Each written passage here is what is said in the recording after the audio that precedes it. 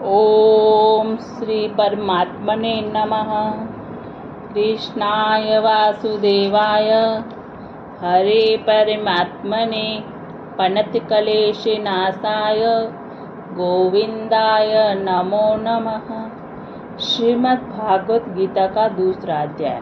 ध्यान से सुने दोस्तों, क्योंकि गीता का ज्ञान मनुष्य के लिए बहुत उपयोगी है। संजय बोले कि पूर्वोक्त प्रकार से करुणा करके व्याप्त और आंसुओं से पूर्ण तथा व्याकुल नेत्रों वाले शोकयुक्त उस अर्जुन के प्रति भगवान मधुसूदन ने यह वचन कहा।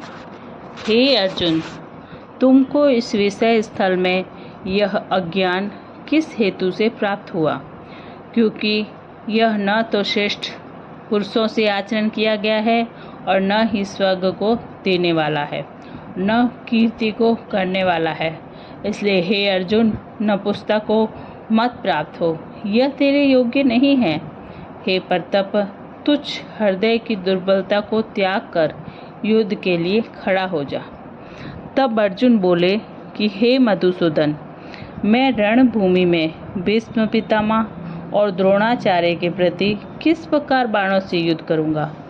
क्योंकि हे मधुसूदन, वे दोनों ही तो पूजनीय हैं। इसलिए इन महानुभाव गुरुजनों को न मारकर इस लोक में भिक्षा का अन्न भी भोगना कल्याणकारक समझता हूँ।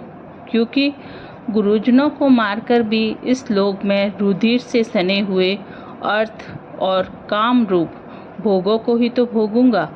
और हम लोग यह भी नहीं जानते कि हमारे लिए क्या करना श्रेष्ठ है, अथवा यह भी नहीं जानते कि हम जीतेंगे या हमको वे जीतेंगे। जिनको मारकर हम जीना भी नहीं चाहते, वे ही धृतराष्ट्र के पुत्र हमारे सामने खड़े हैं। इसलिए कायरता रूप दोष करके उपहत हुए स्वभाव वाला और धर्म के विषय में मोहित च्युत हुआ मैं आपसे पूछता हूँ, जो कुछ निश्चय किया हुआ कल्याणकारक साधन हो वह मेरे लिए कहिए। क्योंकि मैं आपका शिष्य हूँ, इसलिए आपके शरण हुए मेरे को शिक्षा दीजिए। क्योंकि भूमि में निष्कटक धन धान्य संपन्न राज्यों को और देवताओं के स्वामीपने को प्राप्त होकर भी मैं उस उपाय को नहीं देखता हूँ जो कि मेरी इंद्रियों के सुखाने वाले शोक को दूर कर सके। संजय बोले, हे राजन, निंद्रा को जीतने वाले अर्जुन अंतर्यामी श्री कृष्ण महाराज के प्रति इस प्रकार कहकर फिर से गोविंद भगवान से युद्ध नहीं करूँगा, ऐसे स्पष्ट कहकर चुप हो गए। उसके उपरांत हे भरतवंशी धृतराष्ट्र, अंतर्यामी श्री कृष्ण महाराज ने दोनों सेनाओं के बीच में उस शोकयुक्त अर्जुन को हंसते हुए से यह वचन कहे। हे अर्जुन, तू न शोक करने के योग्य है और न पंडित जनों से वचनों को कहता है, परंतु पंडित जन जिनके प्राण चले गए हैं उनके लिए और जिनके प्राण नहीं गए हैं उनके लिए भी तू शोक करने योग्य नहीं है। क्योंकि आत्मा तो नित्य है, इसलिए शोक करना अयुक्त है।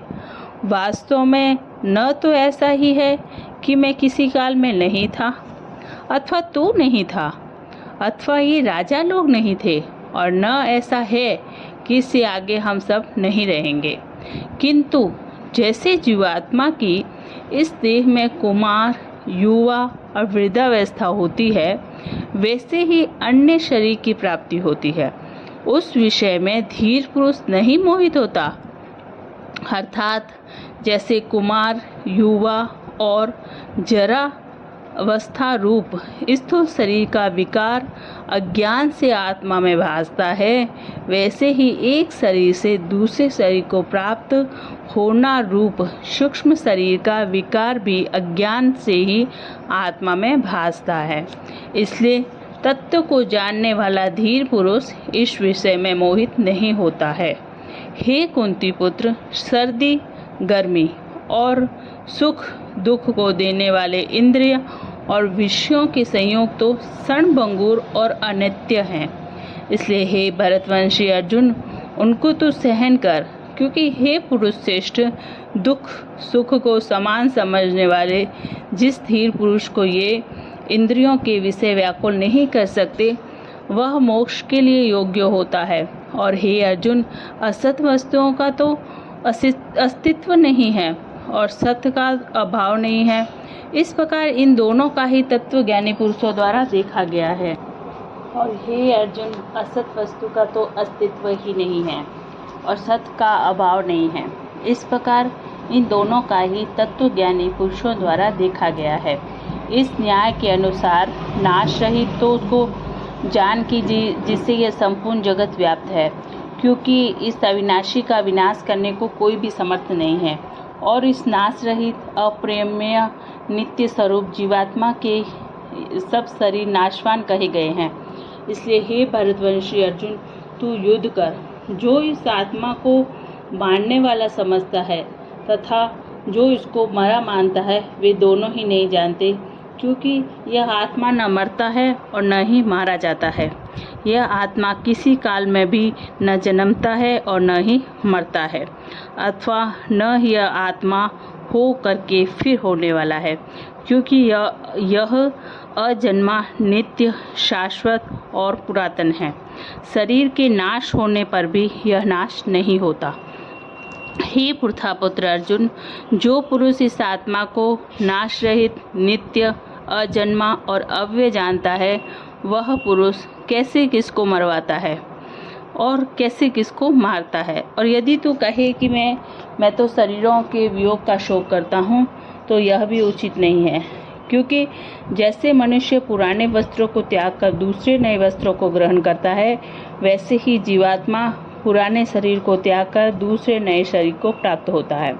हे अर्जुन, इस आत्मा को शास्त्र आदि नहीं काट सकते, शस्त्र आदि नहीं काट सकते और इसको आग नहीं जला सकती, इसको जल गीला नहीं कर सकते और वायु नहीं सुखा सकती, क्योंकि यह आत्मा अछेद है। यह आत्मा अदाह, अकेद और अशोष्य है तथा यह आत्मा निसंदेह नित्य, सर्वव्यापक, अचल, स्थिर रहने वाला और सनातन है। यह आत्मा अव्यक्त अर्थात इंद्रियों का अविषय और यह आत्मा अचिंत्य अर्थात मन का अविषय और यह आत्मा विकार रहित अर्थात न बदलने वाला कहा गया है। इससे हे अर्जुन, इस आत्मा को ऐसा जानकर तू शोक करने योग्य नहीं है, अर्थात तुझे शोक करना उचित नहीं है। यदि तू इसको सदा जन्मने और सदा मरने वाला भी माने, तो भी हे अर्जुन, इस प्रकार शोक करने योग्य नहीं है, क्योंकि ऐसा होने से तो जन्मने वाले की निश्चित मृत्यु और मरने वाले का निश्चित जन्म होना सिद्ध हुआ है। इससे भी तो इस बिना उपाय वाले विषय में शोक करने को योग्य नहीं है। यह भीष्मादियों के शरीर महामाया होने से अनित्य है, इससे शरीरों के लिए भी शोक करना उचित नहीं है, क्योंकि हे अर्जुन, संपूर्ण प्राणी जन्म से पहले बिना शरीर वाले और मरने के बाद भी बिना शरीर वाले ही हैं। केवल बीच में ही शरीर वाले प्रतीत होते हैं, फिर उस विषय में क्या चिंता है। हे अर्जुन, यह आत्म तत्व बड़ा ही गहन है, इसलिए कोई महापुरुष ही इस आत्मा को आश्चर्य की ज्यों देखता है और वैसे ही दूसरा कोई महापुरुष ही आश्चर्य की ज्यों इसके तत्व को कहता है और दूसरा कोई ही इस आत्मा को आश्चर्य की ज्यों सुनता है और कोई सुनकर भी इस आत्मा को नहीं जानता। हे अर्जुन, यह आत्मा सबके शरीर में सदा अवध्य है, इसलिए संपूर्ण भूत प्राणियों के लिए तू शोक करने के योग्य नहीं है और अपने धर्म को देखकर भी तू भय करने को योग्य नहीं है, क्योंकि धर्मयुक्त युद्ध से बढ़कर दूसरा कोई कल्याणकारक कर्तव्य क्षत्रिय के लिए तो है ही नहीं। हे पार्थ, अपने आप प्राप्त हुए और खुले हुए स्वर्ग के द्वार रूप इस प्रकार के युद्ध को भाग्यवान क्षत्रिय लोग ही पाते हैं। और यदि तू इस धर्मयुक्त संग्राम को नहीं करेगा और स्वधर्म को और कीर्ति को खोकर पाप को प्राप्त होगा और सब लोग तेरी बहुत काल तक रहने वाली अपकीर्ति को भी कथन करेंगे। यह